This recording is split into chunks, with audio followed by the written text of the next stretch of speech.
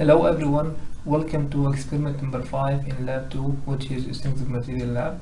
Our title for today will be investigation of the mode of deformation in a hollow circular shaft subjected to torsion.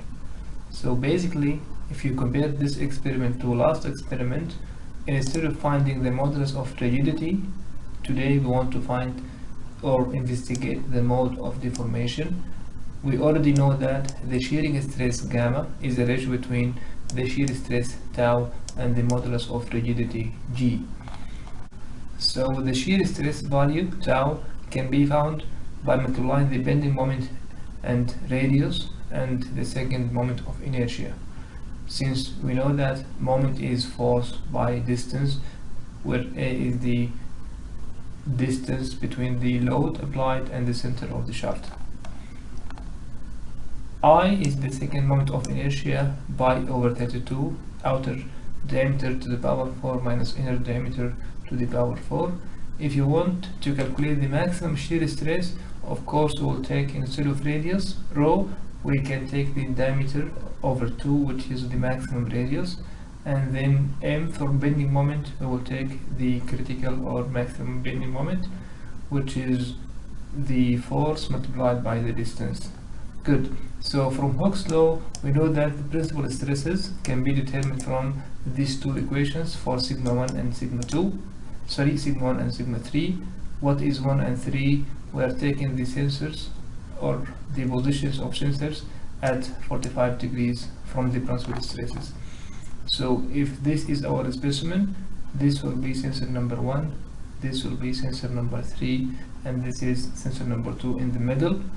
So sensor number 1 and sensor number 2 are declined by 45 degrees and negative 45 degrees respectively. Table 5.1 shows the dimensions of the specimen, inner diameter, outer diameter, distance between the leading point and the strain sensor, and the arm length, A, Poisson ratio, modulus of elasticity, and coefficient of sensors. So for equations, the theoretical equations, as we discussed above, the maximum shear stress will be the moment divided by W, where W is a factor coming from the second moment of inertia and the radius and diameter.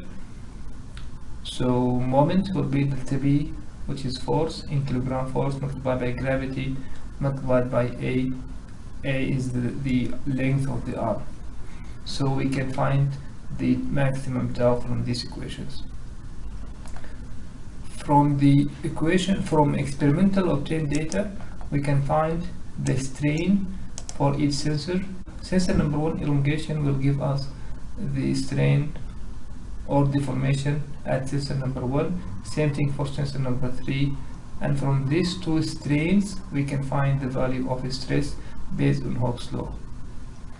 Good. So preparation and conducting the experiment, we need to follow the steps one by one. Step number 1, install the specimen number 3 in the fixed support 5.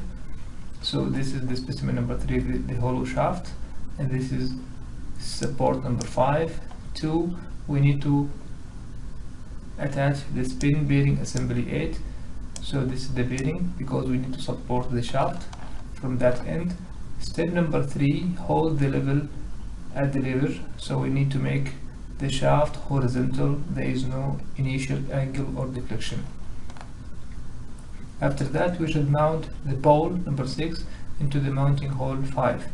This will be used to fix the shaft from the right end, and also we need to attach the magnetic level in the middle of the specimen number 3, so that we have our specimen horizontal.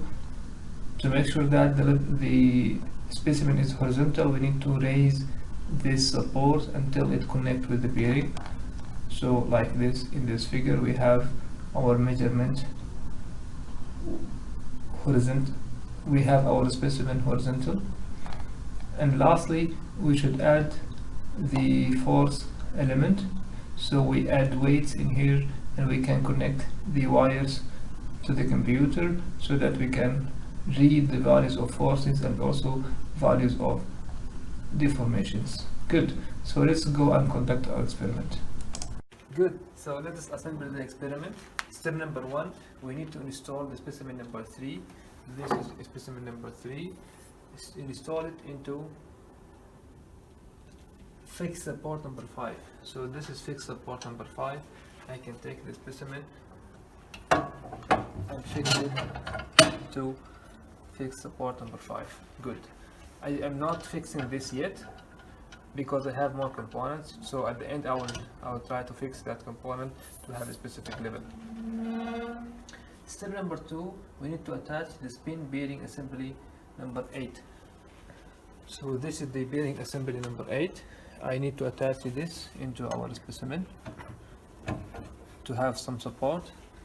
Step number 3, we need to hold the level at the lever section of the specimen and adjust it to horizontal position. So this is our step number 9 right now. So I need to have this level horizontal. So if you look at this point, it changed when I change the level. Yes, this bubble. Good. So right now the level is horizontal, so I can fix my component, and that's perfect one. This is good. Step number 4, we need to mount the pole number 6 into the mounting hole number 5. So this is pole number 6 and this is hole 1, 2, 3, 4, 5. So I need to fix that at hole number 5. This will work as a support for the whole experiment or whole system. And then after that, attach the magnet level to the central part of specimen number 3. So now the first level was in this plane. Now the other level will be in the other plane, which is very good now, but imagine that if I apply some load, you see the point is changing now, or other side. So I need to fix it to have a horizontal leveling by rotating this.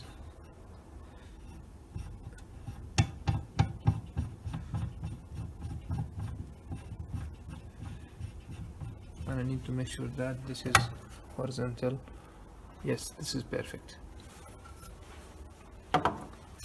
Good. And last step, I need to attach this item for loads, for hanging loads. So this will be our measurement tool to apply the external load. Example, this is 1 kg. I will put this one in here. So because of this load, because of gravity effect and weight effect, I will have some deflection. This will be the arm, and I will have some moment for the shaft. Each time in the experiment I will apply one more load, and then I will see that what is the deformation because of that load. This sensor, the weight will be recorded to the computer through this item number 1, and also the readings for strain will be recorded to the computer through this sensor. So this will be the second connection. Sorry. Yes. Now we are ready to do the experiment, so let's do it. So for conducting the experiment, we need to assemble the test machine as described above in the video, and step number 2 will be run the strength of material lab software by double clicking the respective icon in the desktop. So if I go to desktop, strength of material manual or software, experiment number 5, investigation of the mode of deformation in a hollow circular shaft subjected to torsion. So double click, and then we have the same 3 tabs. Specimen parameters is the first tab. We have the coefficient of sensor, diameters of the shaft, outer and inner diameters, distance between the running end of the shaft and the strain sensor, and the Poisson ratio, modulus of elasticity, all specifications. Second tab will be for increment and stresses readings, and last one will be for results and diagrams. So if we go back to the manual to see the proper steps, open the lab by double clicking the software. We did that, enter the data. There is no need to change any data, it's already available. Click start. So we should click start to start our experiment, and this is the initial loadings, which is 0 kilogram force or 0 weight. Now we need to add 0.5 kilogram weight each time and click measure. Each time we add 0.5 kg. So this is my first 0.5 kg. Now you see the readings is 0.5 and click measure. So this is the data readings for the first mass added, second mass 1 kilogram force total, measure, third mass, third 0.5. Now we have total 1.5, and last element. So the total now is 2 kilogram force, and I click measure. And now I collected all the data from the sensor 1, 2 and 3, and here is the calculated value for experimental calculations, theoretical calculations and deviations. If I look at the diagrams, I will find that because we applied some torsion, so we have sigma 1 is negative that side, sigma 3 is positive this side, and the sensor number 2 is the sensor in the center, so there is no deformation happening in that line. If I want to save this data, go to menu, save. Automatically an Excel sheet will be created in a strength of material folder in our computer. So this is the end of our experiment, and thank you.